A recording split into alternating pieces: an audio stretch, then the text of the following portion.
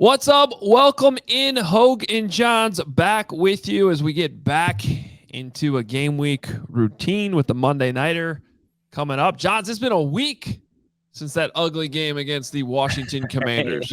the mini bye week is doing me some good. Is it doing you some good? You didn't go back and watch all 22 of that game, did you? Yes, I did. Unfortunately, Why? I did. Why?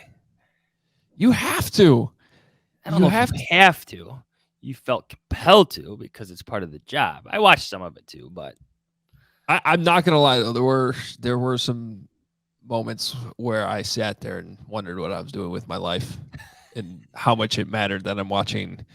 Because I was thinking about the fact that, like, how many of these players that I'm actually trying to get grades on will even matter a year from now? Not many. Am I using my time correctly here? I don't know. I think that's a question my wife has for me a lot. The Bears just walks into the room. You're in your office. It's all dark. You got the all 22, and she's like, "What are you doing?" Yes. It's 10 p.m.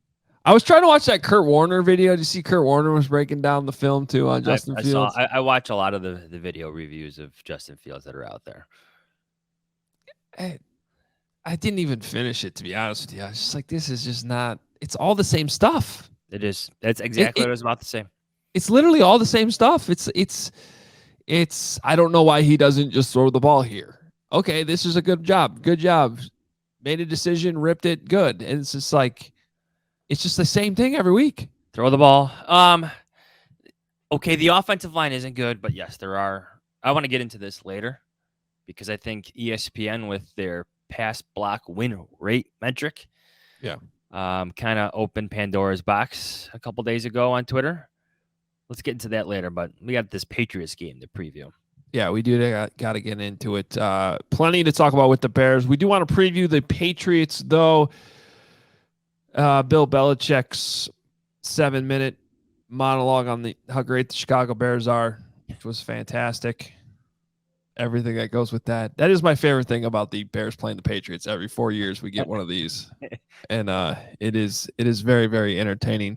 But coming in to join us and preview the Patriots with us is Chad Graff, who covers the Patriots for The Athletic. If you say, wait a minute, I thought Chad covered the Vikings. He's been on this podcast before. Well, now he covers the Patriots. You can follow him on Twitter at Chad Graff. What's going on, Chad?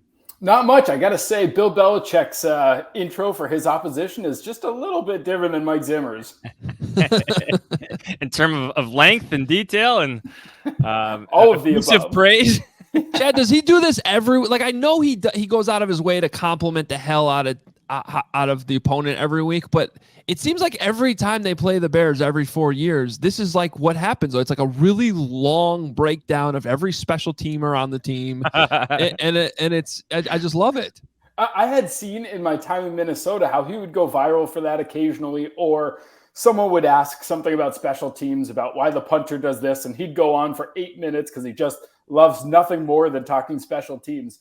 And yet this is my first time kind of seeing the midweek breakdown where he comes to his Wednesday press conference that every head coach does, and he stands up there and before taking a single question, he's like, well, we're on to so-and-so, and then just rattles off basically the entire 53-man roster, some longer than others. This Bears one was so long that I legitimately started to wonder if he was going to start breaking down practice squad guys and who could get elevated. It was incredible. There's a whole little group chat on the side as people like, is he on the 5th defensive tackle right now? Like, I've covered plenty of Chicago Bears games. There were so many players that he was naming that I had never even heard of. So it was just wild, the length that it went, and how much praise he had. Like, for a second, I had to stop and think that they are playing the Bears this week, right? What am I missing?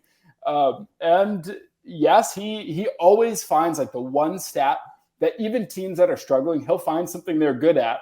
For the Bears, the explosive plays, whatever the metric is, like 6th in the league in that, and just ramble on about how impressive it is. And the coaching staff is always doing great.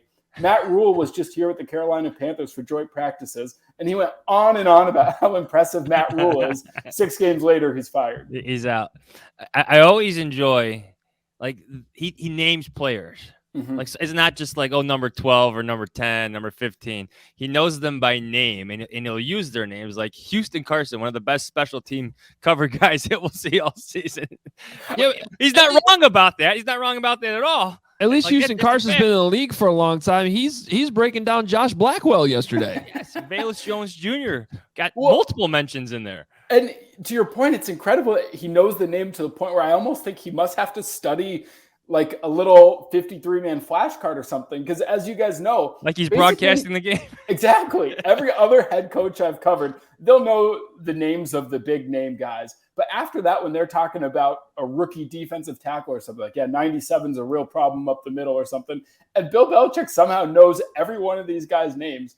And what I'm learning, a little trick that the beat writers use here, is you can ask about anyone. And, what did you see studying them as they were coming out for the draft? Mike Zimmer or other coaches would be like, we didn't spend much time on it. It wasn't a position of need, whatever. He'll give you like the full scouting breakdown, even if it was a player that they had no interest in drafting. That's like, Adam, remember we went to the joint practices in New England? That's one thing I learned there, being there for Yes. like a full week, is that you have this idea of Bill Belichick just giving you very like short answers, doesn't want to be there.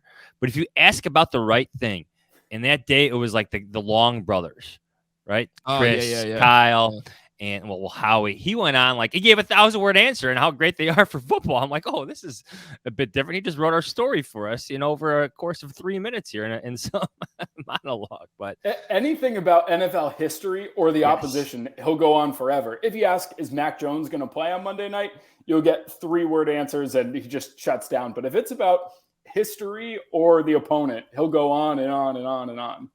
Well, let's start there then with what the heck's going on with Mac Jones, and does it even matter if he's back because Bailey Zappe's been playing pretty damn well. What is the state of the quarterback situation as these two teams get back to practice today? So Mac Jones is really close to returning, and I do think there's a good chance that he'll be active for Monday night. And then the question is, if you're going to have him active, you're not going to have Mac Jones be the backup, are you? Like, it's just very confusing. I think the sense here is that he'll probably start Mac Jones.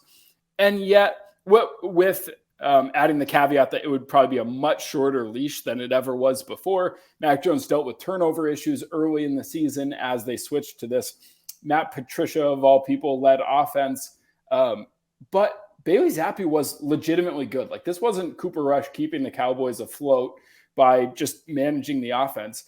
The advanced stats said Bailey Zappe was great. First in completion percentage over expected, 5th in EPA per play. Like, he was just legitimately good. I do think that the offense catered to help the quarterback more than it did when Mac Jones was under center. But after the way that Bailey Zappe played, boy, I personally, I probably would keep rolling with Bailey, but my guess at this point is they're going to play Mac Jones. Can you expand on why things are working for Zappe? Because in Chicago, we're trying to figure out why Justin Fields is the 32nd ranked quarterback, being the 11th overall pick of last year. Quarterback problems persist here in Chicago, I know, but like, why are things clicking immediately for Bailey Zappe?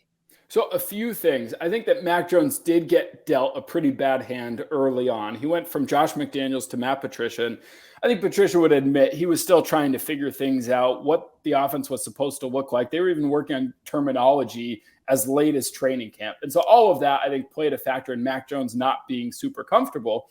Then Bailey Zappe comes in and Matt Patricia thinks, all right, well, this guy cannot make all the same throws that Mac Jones can. So let's do what he does best. So they switch to a lot more play action to the point, I think that you would hope if you're a Patriots fan that they'll continue doing that. Something that Mac Jones is very good at and kind of was inexplicable why they didn't do more of that. They started doing a few more RPOs and they kept it to shorter throws. Like, they tried to push the ball downfield with Mac Jones, which, runs contrary to, I think, his public perception, which is as kind of an underneath check down guy. His average depth of target was over 10 yards in those first 3 games. And some of that, I think, led to the turnover issues, which kept the Patriots from winning some of those first 4 games. Since then, Average depth of target at 6 yards. Everything's been in front of him. Play action, make life easy for the quarterback. And I think there's a massive, massive caveat that we have to address. The Patriots have done this as great as they've looked the last 2 games against the Detroit Lions and the Cleveland Browns. They're just bad defenses, no matter how you look at it. So is that sustainable, that level of play? Probably not. Oh, that's a good point. And the one thing is the Bears defense, especially in the second half, has been pretty solid. I know where Bailey Zappe came from, but when the Patriots do what the Bears don't, and they frequently take swings at quarterbacks. So it's like, even though they have Mac Jones, they draft this guy out of Western Kentucky who was really at Houston Baptist for most of his college career.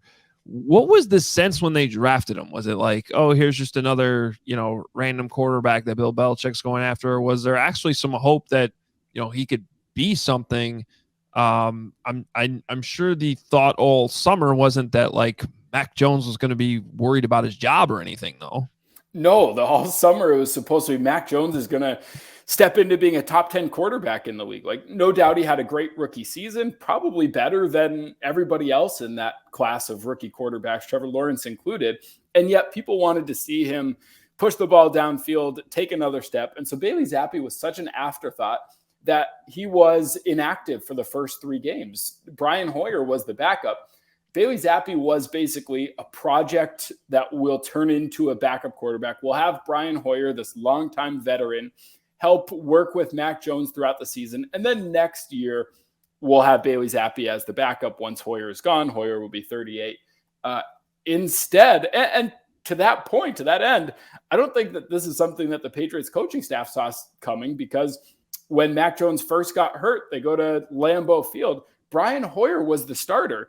He only lasted 10 or 12 plays before getting crushed off the edge, suffered a concussion, and that led to Bailey Zappe coming in. But Bailey Zappe went from inactive to a backup to thrust into the game, and I don't really think anybody saw the success coming that he's had. To your point, he was at Houston Baptist playing in front of 5,000 fans in a tiny stadium for a school that just got a football team in the FCS in 2014.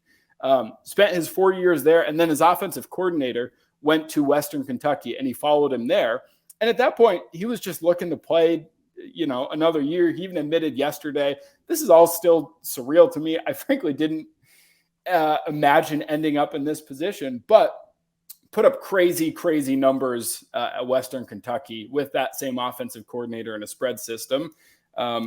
Becomes kind of a project that the Patriots thought would be a backup. And now, depending on how it goes, at best, they've got a good backup. And at worst, he's someone that they can flip for maybe like a second-round pick or something like that. Yeah, he's 2-0 in the league. Can I just say something real? Yeah. It would be, what's the word? Completely unfair to like every other team in the NFL if the Patriots stumble across like what if Bailey Zappe goes out to be a Hall of Famer like right after Tom Brady? That would be so ridiculous, especially for franchises like the Bears that could just they take swings at Justin Fields and things aren't going right. As someone who spent the last decade in Minnesota, I think I can co-sign that 31 other organizations would feel that's a little unfair. Like, what have you learned about like their process with quarterbacks there? Just the not like development, but does it strike you as different than Minnesota's approach? You covered the NFC North where Aaron Rodgers has been king for so long. Like the way they're trying to get over Brady. What have you learned about Belichick's process, the development for these guys? It was striking, I think, when I first got here to see how much time Bill Belichick has spent with these quarterbacks. We all kind of know Belichick is a defensive guru, and look at the cornerbacks that they always seem to have another number one corner, the defenses that he schemed up and the way that they shut down the Rams and Jared Goff in that low-scoring Super Bowl. And yet, despite all of that and that reputation, he was next to Mac Jones, Bailey Zappe, Brian Hoyer throughout training camp. In individual period, he would hang out with them, not really float around, just stand next to them. When it was time for like 11-on-11s, he'd stand on the offensive side of the ball working with those guys. Whenever Mac Jones would be done, he'd go straight to Mac Jones to ask what worked, what didn't work, what plays do you want to run in the next series. So I was surprised at just how involved he is in the quarterback specifically. I don't think that really carries over to the rest of the offense at large. But the quarterbacks in particular, he is there all the time. Yeah, Hoge, you there? Yeah, no, it's just you're frustrated. I do. Belichick's always impressive. I mean, he just really is. If you get over the frustration sometimes as a reporter that like he doesn't say much, but he just like everything he does, it's hard. I guess other than I still don't understand the Matt Patricia being the offensive guy all of a sudden. But hey, maybe it turns out he's a better offensive coach than defensive coach because we saw those. You covered him too, Chad. All those games against the Detroit Lions. From the outset of that season, I remember, I think our first trip to Detroit in his first season, looking over at some of the colleagues and be like, this is just not going to work. This is so obviously a disaster waiting to happen, to the point where eventually they're popping champagne in the locker room once he was finally fired. Yeah. It's he actually made the Lions worse, which is pretty hard to do. Right? The bar was low for Dan Campbell, and I'm still not sure he's clearing it. Yeah, no, that's true. No. That's true. Hey, Chad, tell us about Tyquan Thornton here in Chicago. The Bears went out and they drafted 2 defensive backs with their second round pick. So Bears fans, are looking at every single wide receiver that they could have drafted instead. And Tyquan Thornton was drafted just a couple picks after Jaquan Brisker. How's it been going with him so far? So he broke his collarbone early on, missed the first 4 games, but starting to really hit his stride. The Patriots don't have great wide receivers despite spending a ton of money there. They're paying Nelson Aguilar more than $10 million a year on the cap, and he just hasn't done much. So they could really use somebody to step up. And they picked Thornton because he's got blazing speed, ran like a 4.29 or something completely absurd in the 40, fastest 40 at the combine this year for wide receivers. And they wanted somebody who could be a deep threat after all of the short passes that they had with Mac Jones a year ago. They envisioned Mac Jones throwing deep to Tyquan Thornton, and instead Thornton's first 2 touchdowns came last week with Bailey Zappe as his quarterback. So Thornton's still kind of getting involved in the offense. I think they hope that he'll be their number 2 wide receiver by the end of the year. But if Mac Jones is playing, this is really going to be his first time, building chemistry and working with Mac Jones. Will be these few practices, and then presumably at the game on Monday, unless Bill Belichick says, sorry, Mac, we're rolling with Bailey until he loses. So, Chad, are the Patriots a good team? Are they a bad team? I know they're 3-3. Like, how would you describe them at this point? Like 3 wins against bad teams, 3 losses against pretty good teams. I think they're an average team with a great coach. Like this roster, if you look at the roster, it's not going to blow you away. They don't have very many players that you would even recognize. Matthew Judon is good on defense. Devin McCourty is good at safety. You'll probably know their running backs from playing fantasy, but outside of that, like it's just not that impressive of a group. And yet, like their run defense ranked 31st going into that stretch of playing the Lions and the Browns, 2 teams that love to run the ball. They shut down both of those running offenses because I think Bill Belichick is just that good at scheming ways to take away what your team does best. And so the roster isn't anything impressive. I don't think this is a team that's going to win a playoff game. But because Belichick is so good, I do kind of think that they'll get a wild card spot. Wow, interesting. Yeah. Along those lines, I realize it's still only Thursday, but what are you thinking for this game? Because, I mean, the Bears are obviously not a good team. They're not even an average team. But it just does still kind of surprise me that this spread opened up at 7.5 when you look at the teams that the Patriots have beat. I guess the Bears are maybe fall into the same category, but the Bears have been in almost pretty much other than the Packers loss. They've been in every game. They've lost some of these in excruciating ways. I was surprised at we were at the hotel bar in Cleveland, and you get that email of the next week's spreads. And so we all kind of over a drink sat around, all right, predict it. Nobody had it over 7, just kind of guessing what the spread was going to be. So 7.5 seemed like a high number.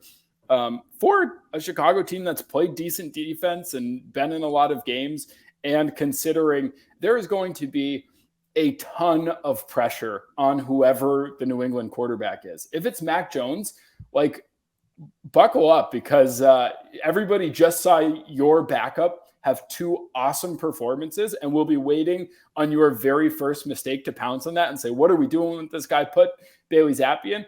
If it's Zappe, he knows that, he's on the shortest of leashes then. As if Zappe's the starter, it's basically like, hey, we're going to ride you the hot hand until you're not the hot hand anymore. And the second you're not, you're out of the game too. So I think that there's, in a sneaky way, a lot of pressure on the Patriots. This is supposed to be their easy stretch of the schedule, going Lions, Browns, Bears at home. They were expected and supposed to go 3-0 in that stretch if they really are going to be a playoff team. Check on the first 2 games, and now I think there's going to be a lot of pressure on them to, for the first time this season, go above 500 on their record. One last question for you, Chad. This is kind of a work related. What's it like going from the Vikings, the NFC North, now you're in the AFC East, you're in New England, you're one of the premier franchises, or at least one that's won a lot of titles lately. What's that like for you? What's the differences? What differences stand out to you? It's crazy for a number of levels. On the one hand, I kind of forgot that, like, you got to start over from scratch and introduce yourself to every single person again. And just the weirdness of showing up to the first press conference and be like, where do we go after this? Where do we write? Where do you sit? The Patriots actually practice at Gillette Stadium. They don't have a designated practice facility, which is strange to me. Was a big difference. And then the other big difference, obviously, is how much control that Bill Belichick has.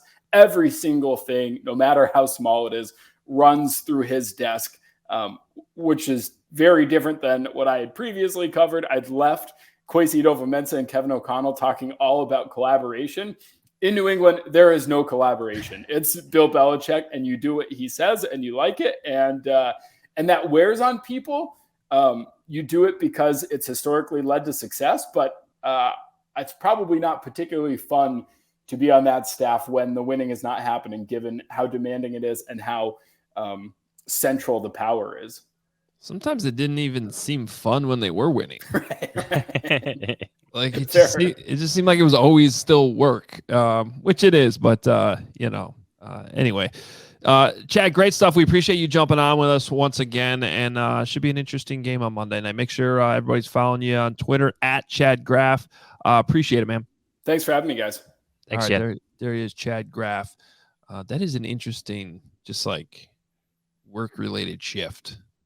I think going from any team to covering the Patriots would be yes. You start different. over. You got to introduce yourself, everybody to that locker room, but the cultures and the vibes are different. I forgot he had covered Zimmer like in its entirety, and then you had the Kevin O'Connell regime change up in Minneapolis. Yeah. Going to a coffee shop is a great experience, but it's not something most of us can do every day. If you're looking for a delicious local coffee shop taste on a daily basis, it's so much easier to get it with Trade Coffee. Trade Coffee is a coffee subscription service that makes it so simple for you to discover new coffees and make your best cup of coffee at home every day. No fancy equipment required. Trade partners with the nation's top-rated independent roasters to send you coffee that they know that you'll love, fresh to your home and on your preferred schedule. And you get to support small, local businesses, a win-win. Whether you already know what you like or are new to specialty coffee and need some help, Trade makes it easy and convenient to discover new coffees. They'll send you ground coffee or whole beans for however you make your coffee at home.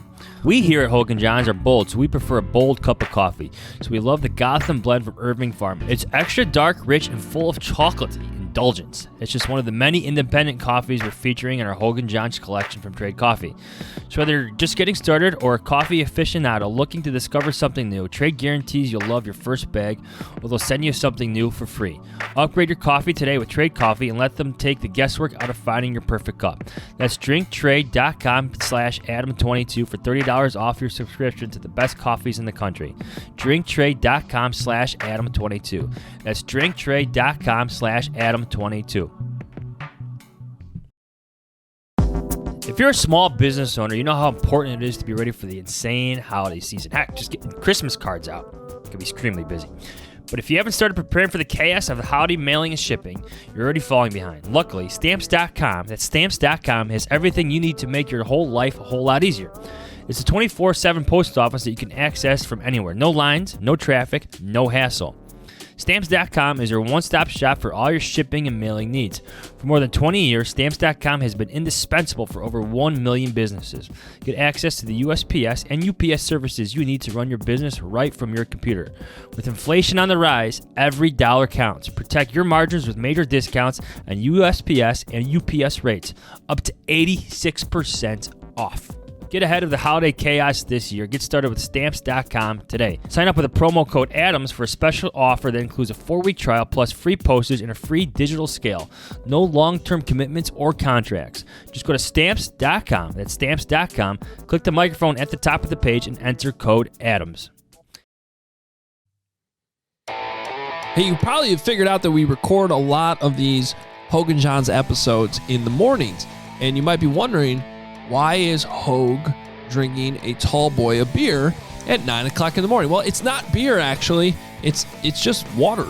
And it's called Liquid Death, and it comes in a can, not a bottle, and it kind of looks like it's a giant beer or some type of energy drink, but it's actually just water in a can. Why is it called Liquid Death? Well, because it will brutally murder your thirst, and the cans are infinitely recyclable, helping to bring death to plastic bottles. That's really why it's called Liquid Death. They donate 10% of the profits from every can sold to help kill plastic pollution. And if you don't know why plastic is a problem, well, it's actually not that recyclable anymore. Most plastic you throw in a recycling bin actually just gets sent to a landfill because it's not profitable to recycle. Aluminum is infinitely recyclable and actually profitable for recycling facilities. So you're going to want to check it out. You can find it in your grocery store. It might be sitting there on the shelf. You're like, oh, is that beer? No, it's just Liquid Death. And you can either get the mountain water or the seltzer as well. Just crack open one. I'm telling you, they are cold because they come in aluminum, just like an ice cold beer would be. It's sitting in some ice. You know how it tastes, just extra cold. Same thing with these Liquid Death cans of water. Check it out. Go get Liquid Death at your local 7-Eleven, Jewel, Target, or CVS, or find a Liquid Death retailer near you with their store locator tool at liquiddeath.com/Adam. That's liquiddeath.com/Adam.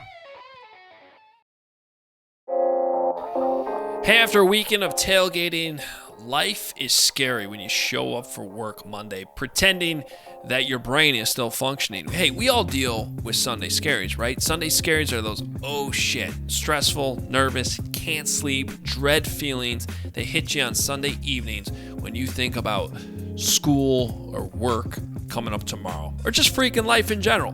Unfortunately, you can feel that same pit in your stomach any day of the week. Sunday Scaries CBD gummies were made to defeat the crap that life throws us. These are the perfect CBD gummies for professionals on the grind, super moms, students, party animals, regretful, drunk sexters. Let that sink in, and everyone in between. Look, with everything I got going on during football season, I don't really relax well. With the crazy days that go every single week, basically until February, it's hard to shut off my brain and chill. I overthink, stress myself out at sometimes. And Sunday Scaries, deliciously cute vitamin-boosted CBD gummies are my must-have because they actually work and they chill you out fast. Look, we all have the right to live scare-free. So whether you need to take the edge off, calm your racing mind, sleep better, or just chill, take 2 CBD gummies every day to keep the scaries away. Let me save you with my 25% discount. Visit sundayscaries.com. Use my promo code THEATHLETIC, all one word, THEATHLETIC, for your discount. That's promo code THEATHLETIC for 25% off at sundayscaries.com.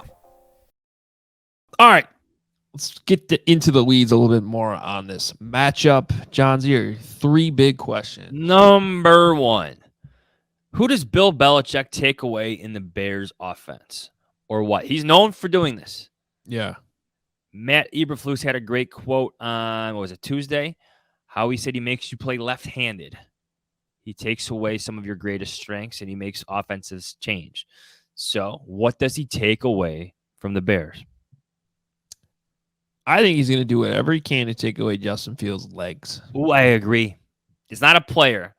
It's Justin Fields' legs, the scrambling. Yes. Just contain him, spy him, do whatever they can to not let him pick up those 10 to 11, 12 yards that he keeps managing to pick up, even in situations where he should throw the damn ball. Yeah. he still manages to pick up some positive yards with his legs. They're going to have a rush plan that makes Justin Fields play in the pocket. Where it's not where they almost like stop the rush, but it's about containing him within the pocket to make those reads, to make his throws. That's my prediction for this one. Which, to me, the way you counter that is you run the ball a lot. Yes. Okay, number 2. What did you make of ESPN's pass block win rate metric that came out earlier this week that had the Bears, yes, the Bears, the Chicago Bears, yes, the Bears, Bears, the Bears, as the number 2 best pass blocking unit in the league? Okay.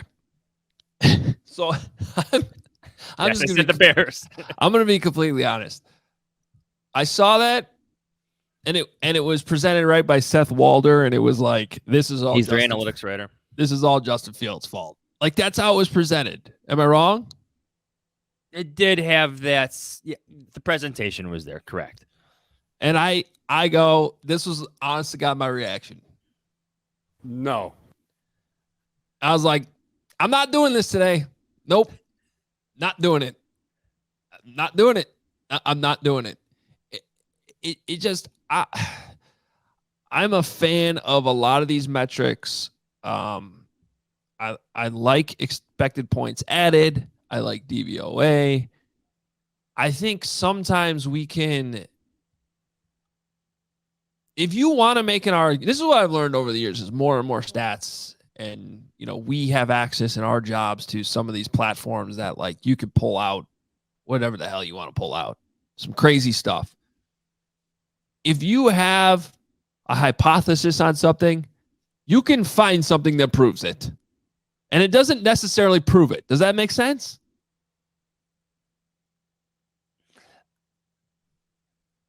I would say, well, there's some recency bias to this, right? We saw him get his butt kicked by the Giants. We saw him get his butt kicked by the Commanders. Like, those games are fresh in our memory, especially the Washington game, where the defensive line owned the Bears' offensive line. So I understand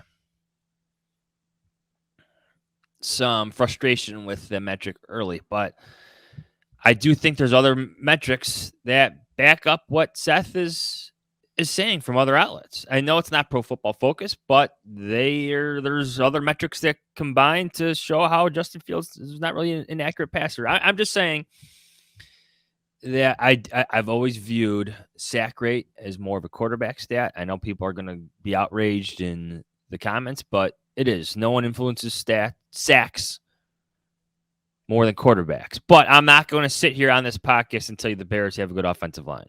I guess that's what I'm getting at. Yes. Like, do you think the Bears have the second best pass blocking No, I offensive don't. line I in the don't. league? I don't. Like, I don't. the tape doesn't say that. No. Justin Ribs' bruised ribs don't say that. Okay, like, and I guess my point is just like, it's all of the above, and it's okay to just say that.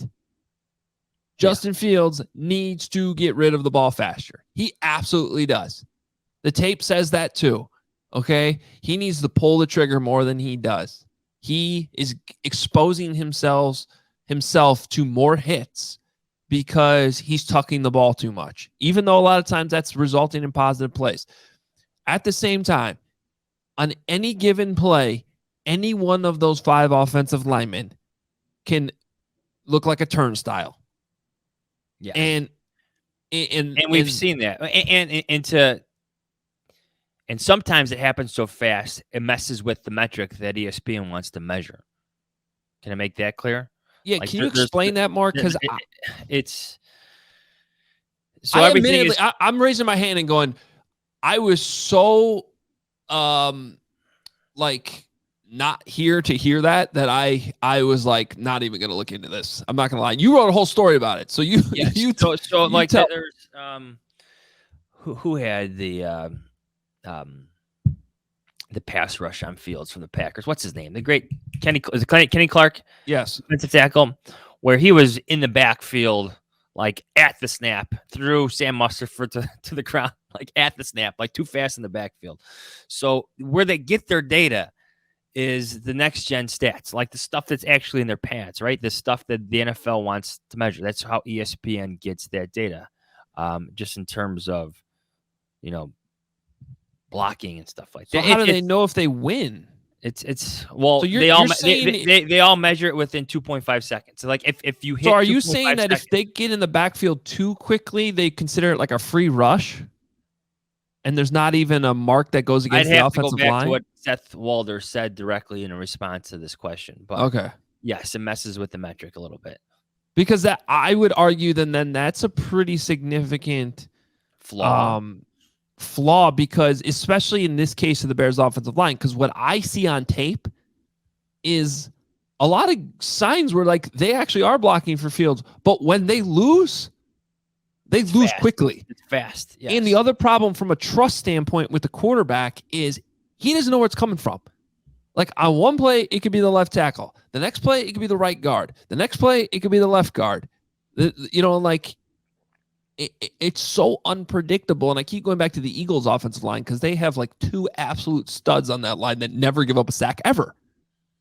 Do you think about how helpful that has to be for the quarterback? Well, there's confidence there. Right. To be like, I know he's never going to screw up, so I don't have to worry about that. I think the best way I would sum it up, and I'm going to play devil's advocate here in a second with you. Okay. The best way I would sum up my feelings on the stat is, well, no, it's not all in Justin Fields. Just watch how bad the Bears offensive line can be. Like the Bears offensive line needs to be better. But Justin Fields also needs to be better. And when you have so many things that need to be better, you get the 32nd ranked passing offense, which, like, one of the wildest stats that I, just going through all the numbers yesterday, like there are 8 teams in the league averaging more than double the passing yards than the Bears offense this year. 9 if you count how close the Vikings are to doing it. And yet, don't the Bears lead in like yards per attempt or something? Yes. So, well, that also probably speaks to maybe a lot of things. There's a lot of things wrong with the Bears passing offense right now, and I think we can all accept that. Can I read you a quote from Matt Eberflus on Tuesday just to give you more food for thought? I asked him specifically about the pass protection and where he stands on it. This was my question. Here's his answer. Yeah, we all know we're improving there, but pass protection is everybody, right? It's not only the offensive line, it's the tight ends, it's the running backs, it's the quarterback. It's everybody. Pass protection is always going to be all 11 of them, and we will improve on that. Your thoughts? Well, first of all, I don't agree with the first few words he said. We all know we're improving. But yeah, no, the rest of it I completely agree with because I think that's exactly what the problem is right now. It's like the whole thing. It's not getting rid of the ball too quickly. It's not protecting well enough. And not getting open quick enough. Like, that's another thing I want to address, like in terms of the wide receiver blame. So when you zoom out, I would actually make the argument that Bears receivers are open. Yes. I got another quote I want to read to you. But go ahead. But I want to clarify. I don't think they're open quickly. When you get open because of the scheme, you're getting schemed open. I actually think that's something Luke Getsy's doing well. But usually that means you're getting open with timing and route combinations, which is fine. But what I'm trying to also at the same time acknowledge for Justin Fields' sake is I think he has one wide receiver out there that can get open in a split second with his own God-given ability, and that's Darnell Mooney. And then regardless, he's not getting enough help when he does throw the ball. Drops. Here's a quote from Andrew Janoko earlier this month. The question I So there was a 10-minute conversation in the midway at Hallis Hall with a handful of reporters, and the conversation steered into trust. This is on October 6th. So this is before the Vikings game. Justin Fields' best game of the year. Talking about trust and timing, trusting the process, trusting his receivers. Like, this is where the conversation was going.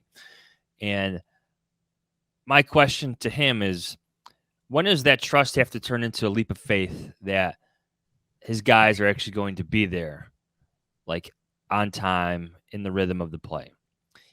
And his answer, I thought was interesting.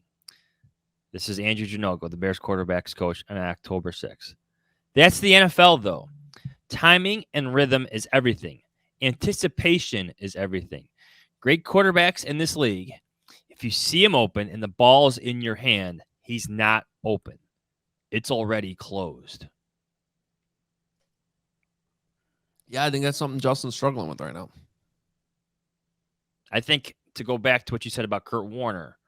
That was in that video a lot. Yes. Where, like, Kurt's pointing at the screen and he's going, this guy's open. And you look at it and you're like, the guy's right on him. But the reality is he's about to come open. And that's the moment you got to realize he is open. Yes.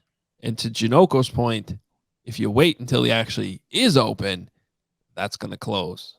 That's just the reality of the NFL, especially when you do not have dynamic wide receivers, which the Bears really do not have. So, anyway, number 3. We're only at number 1. No, that was 2. That was two. Yeah. Yeah. We got off. I forgot. The Bill Belichick question was number 1. Mm-hmm. Number 3. Did you listen to Khalil Herbert and Jalen Johnson the other day? Yeah. Is this really just another game for the Bears against Bill Belichick?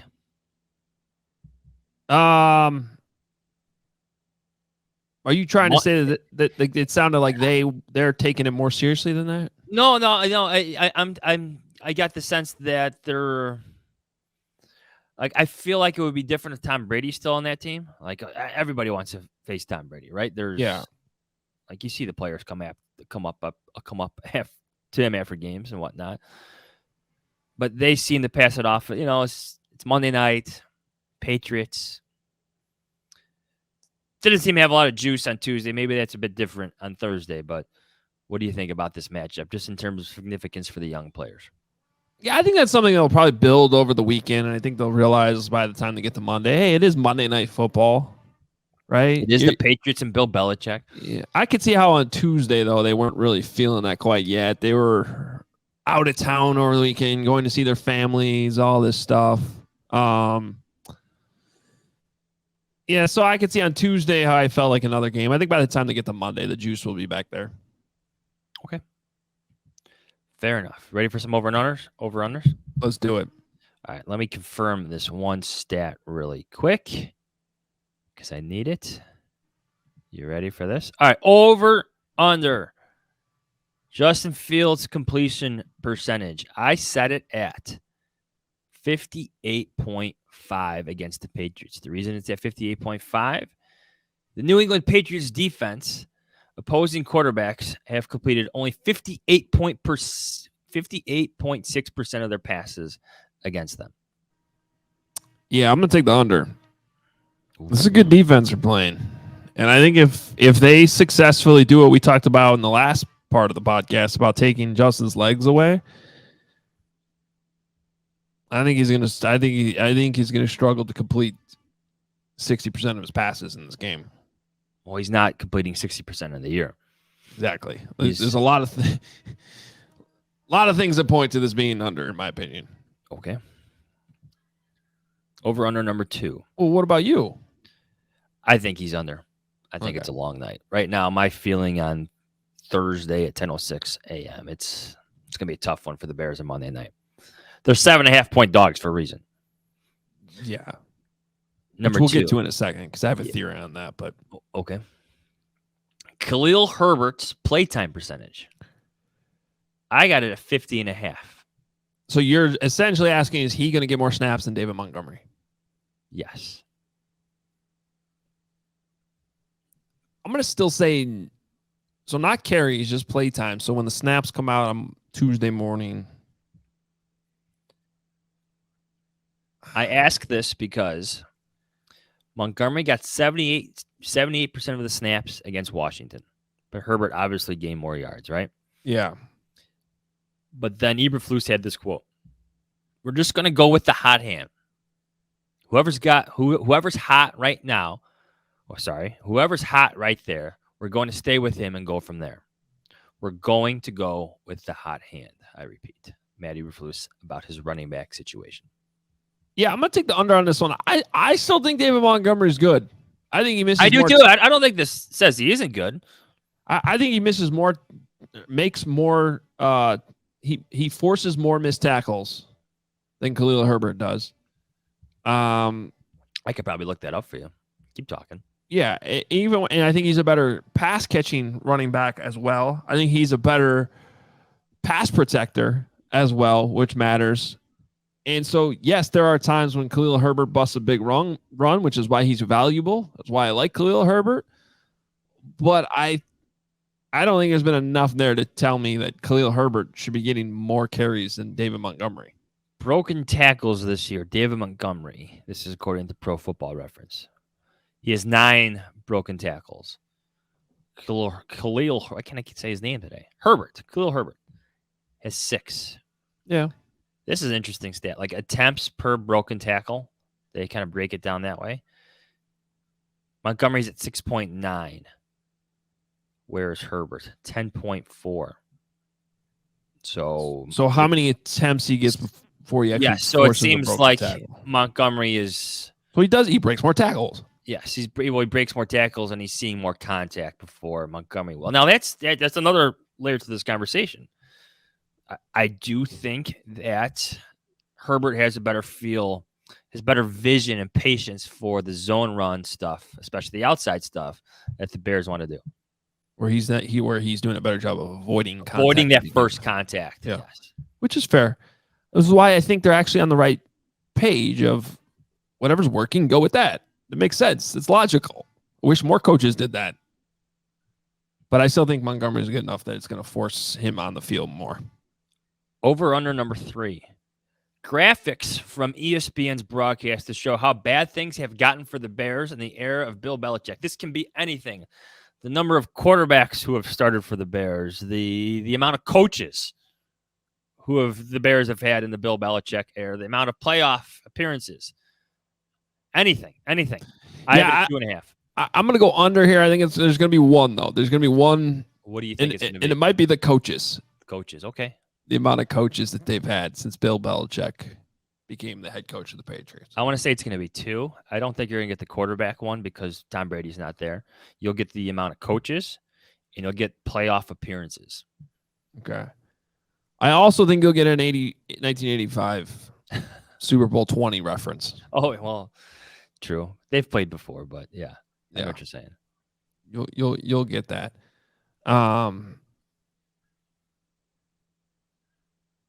Yeah, the Bears. We'll also get a reference or graphic on when is the last time the Bears beat the Patriots? Because Tom Brady won all the matchups, I believe. I mean, is it the Super Bowl game? Jesus. I'm exaggerating, but it's been a bit. It's been back to the Drew Bledsoe era. It's been a long, long time. All right. Well, let's get into the game. Bold predictions.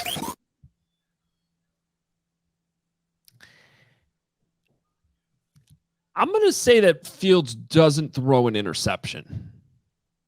I don't think it's going to be a particularly pretty night for him. And notice how I said doesn't throw an interception. Kent's pointing out to us, our producer Kent, that the Bears won 24-17 back in 2000. 2000.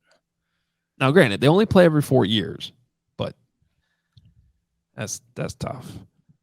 I am worried about Fields fumbling. He's had some pretty close calls, fortunate fumble luck between the botch snaps, the fumbles when he's getting hit. There have been a lot of close calls, and the Bears have recovered most of them, almost all of them. Maybe all of them. So I'm a little worried about that in this game, but I don't think he throws an interception. That's my bold prediction. Okay. I think the Bears, they're going to win the turnover battle. It should bode well for them, but I think they win the turnover battle. This is going to play into my pick a bit. I'll get to that in a second. Can I go back to that game? Shane Matthews in that win over the Patriots in 2000 was your starting quarterback. He went 22 for 27 for 239, 2 touchdowns. Wow. And so was Bledsoe starting for the Patriots? Bledsoe was starting. Trying to think what else we had here. You had James Allen running 37 times for the Bears for 97 yards and 1 touchdown. Wow. That game would have been in New England then, right? No, it was home. Oh, okay. Off on my ears then. All right, as for the pick, this is an ESPN game. 7:15 p.m. Monday night. You get the Peyton and Eli broadcast too. That could be fun. As the alternate feed on ESPN too. I'm gonna. I don't know if I'm definitely will record that. We'll go back and watch it. Anyway, Patriots are a 7.5 point favorite. Jahns, I have the Patriots winning. I do think the Bears cover. And part of that's because what we talked about with Chad, like I'm not sold the Patriots are great. Now they did shut out the Lions a couple weeks ago. Was it 23-0 or 26-0? 23-0, I think. Regardless, they did do that. But the Bears have been. There's been some things that have gone against what I thought, but for the most part, like this is what I said, they're going to be in games. They're going to lose a lot of those games, but they're going to be in those games. And every once in a while, they're going to steal one. And I'm open to the possibility this is actually one that they maybe come out and steal.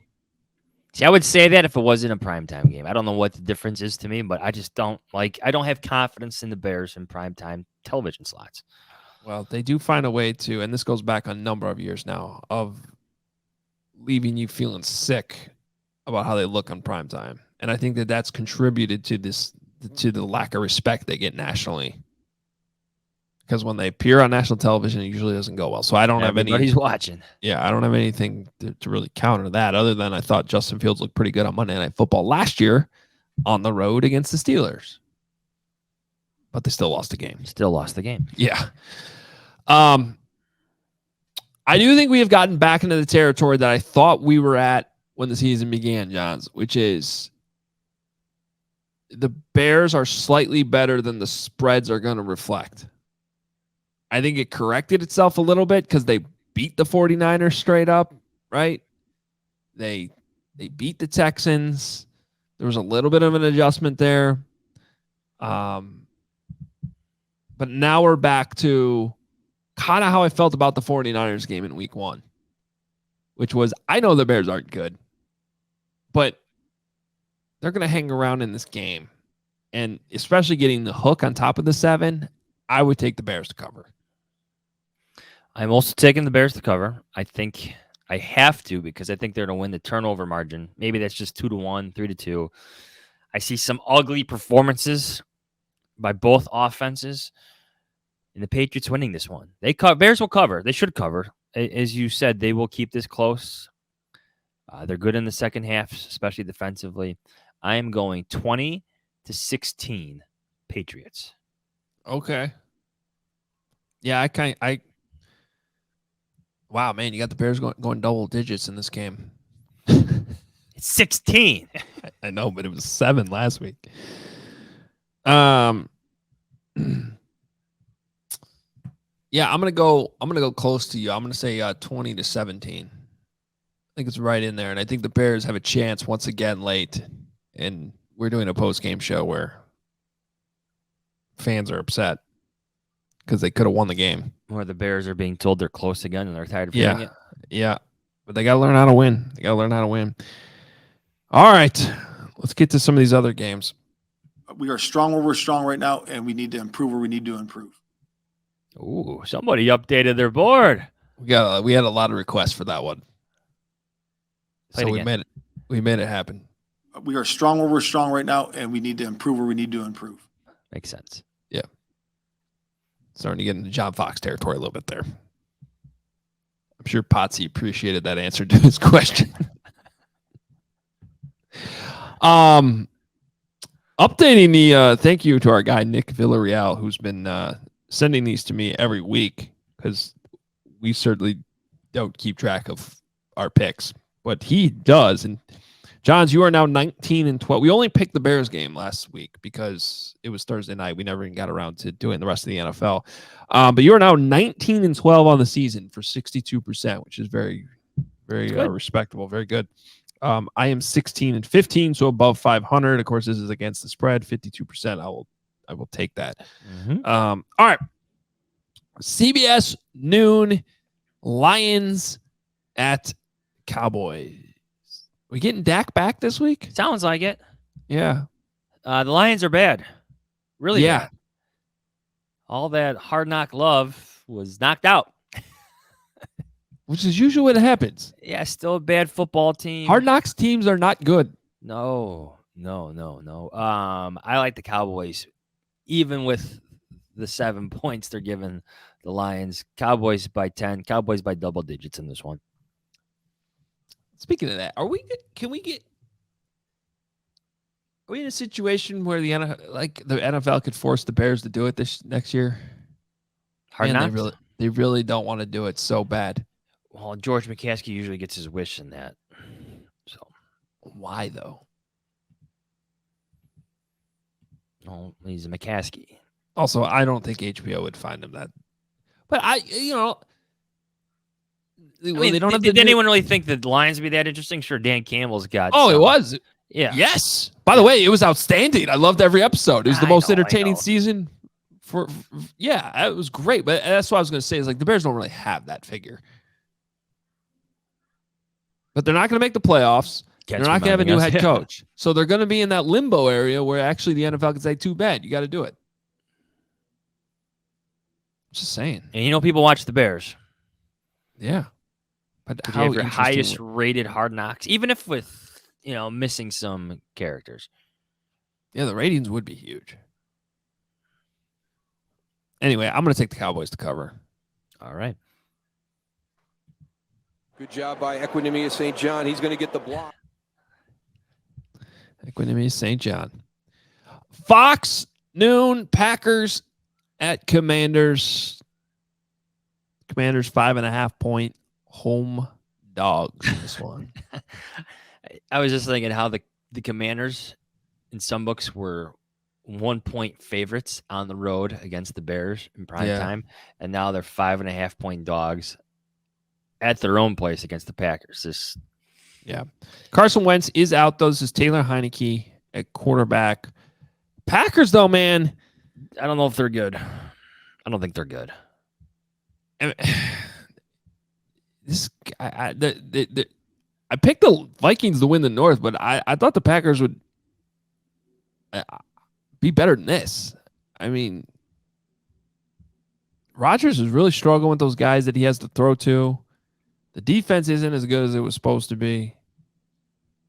I think they come back and find a way to win this game because I don't think the Commanders are a good football team.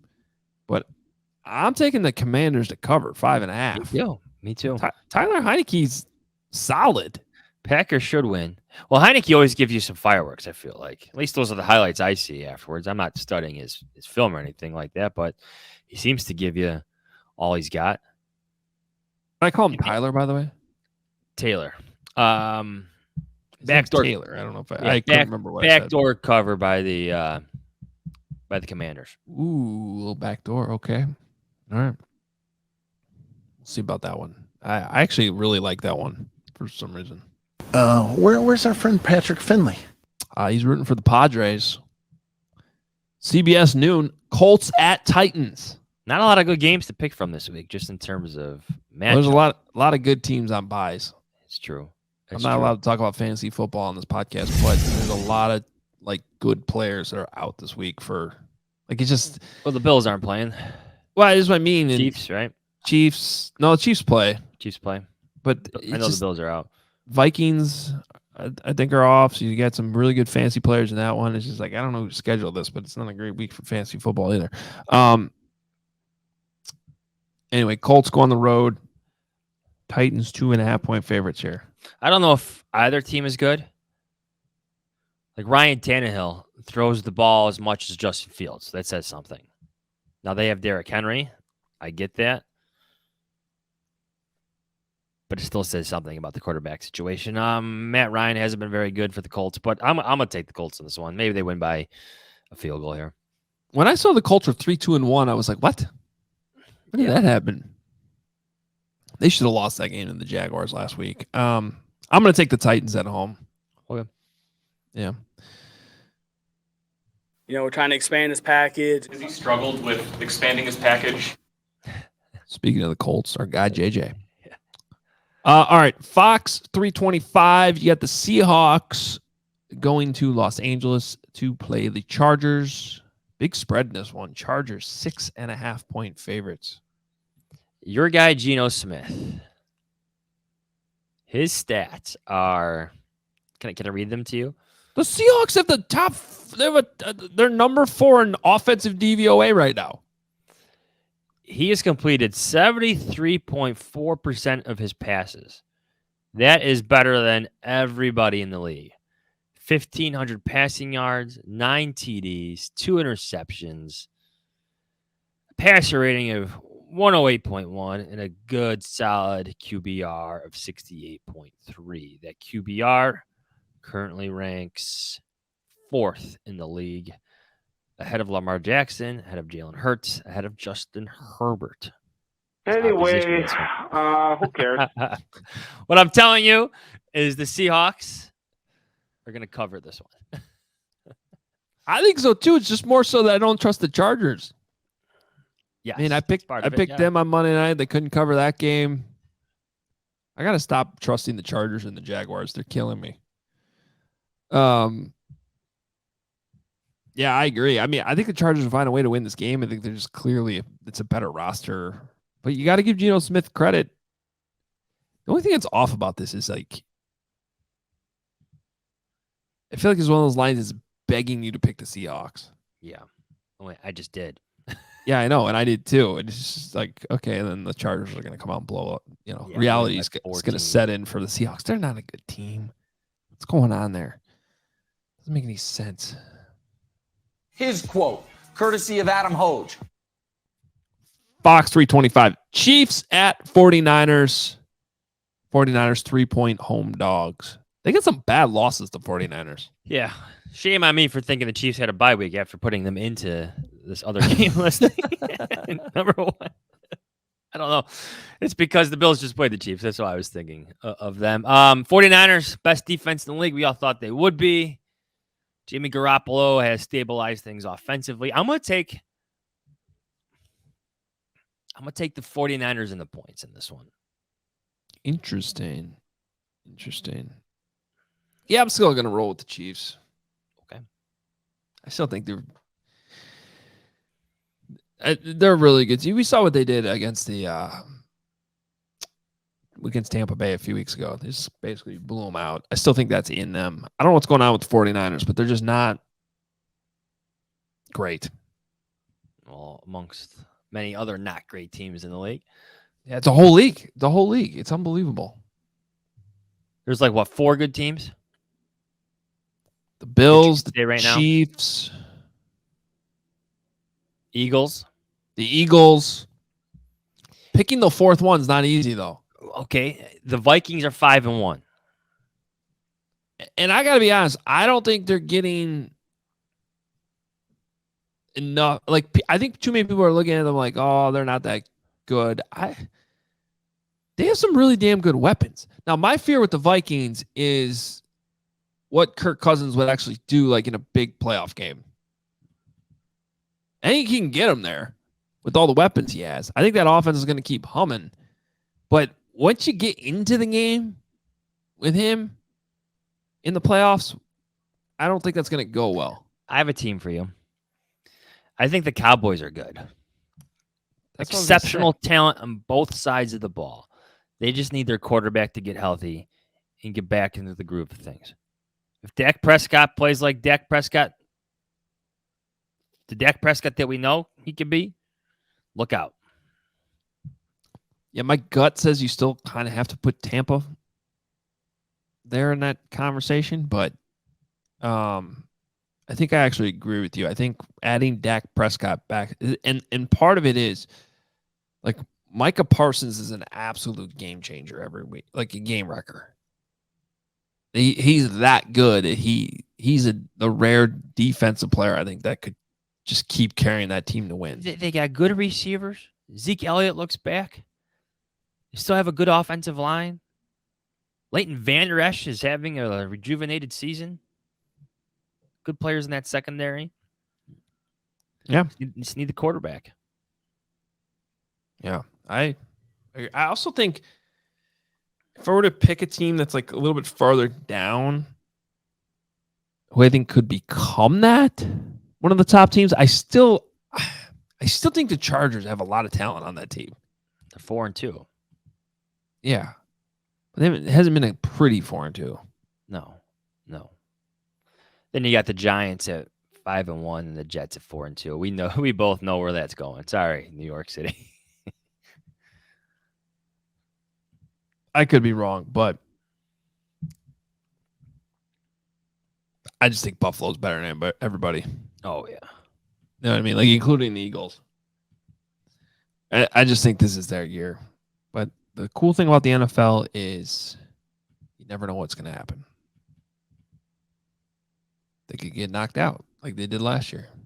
So, although that was to the Chiefs at least. We just didn't expect the Chiefs to lose to the Bengals. All right, good stuff. Well, enjoy your weekend, everyone. Monday night games. You got to wait for it this week. Enjoy your Sunday watching football, though. It's kind of the last one you're going to get, a Bears List Sunday. It is the last one you're going to get. Well, besides the bye week. But otherwise, it's noon games the rest of the way. So, I think it'll be an entertaining game Monday night. But we'll be there. Well, you'll be there. Are you going this week? Yeah. Yeah. You may have Kevin Fishbane on here Tuesday morning with you. Ooh. The Fishman. Well, we're still doing a post-game show, aren't we? At midnight? Oh, you're not going to do Eastern time. Past your bedtime? Might be. I'll do it with you if you want.